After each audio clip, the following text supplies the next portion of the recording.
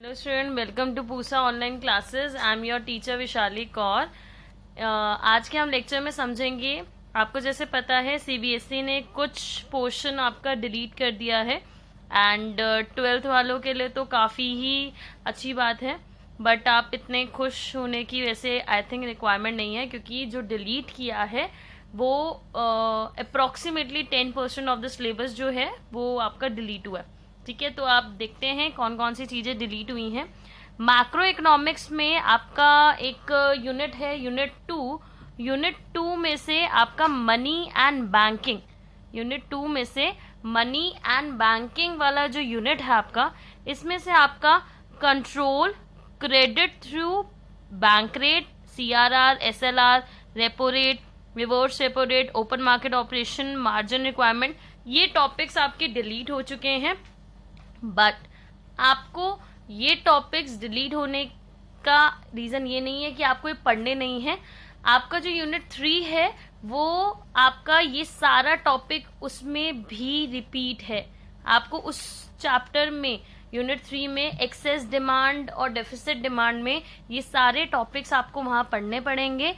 तो money and banking में से ये टॉपिक्स डिलीट होने का मतलब ये नहीं है कि आपका जो बेनिफिट है डिलीशन का वो आपको मिल गया हो, वो नहीं मिला है।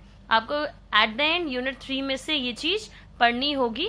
तो यहाँ पे बस ये चीज़ है कि हमें ये चीज़ दिख रही है कि ये डिलीट हो गया है।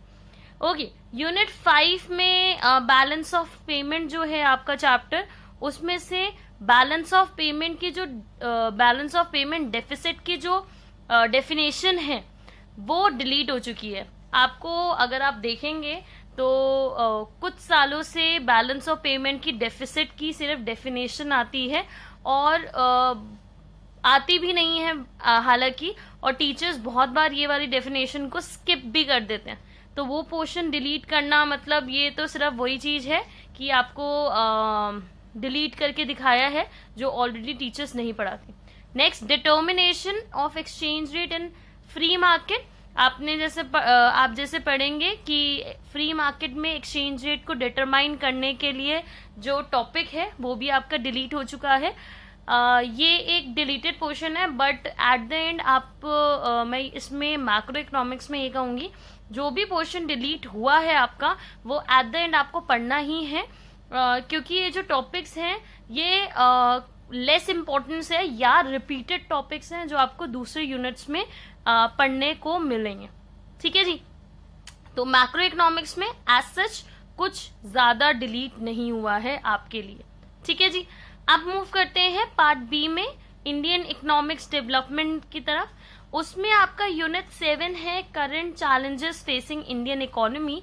उसमें आपकी growth of education sector in India, आपको पता होगा ह्यूमन कैपिटल फॉर्मेशन चैप्टर जो आपका है उसमें से एजुकेशन वाला जो आपका डाटाबेस पूरा टॉपिक है वो आपका डिलीट हो चुका है। And organic farming, alternative farming में ऑर्गेनिक फार्मिंग जो है वो पोर्शन, उसके मीनिंग, फीचर्स, मेरिट, डीमेरिट, वो सब आपका डिलीट हो चुका है। तो ये दो टॉपिक्स आपके डिलीटेड पोर्शन में कंसीडर करे गए हैं।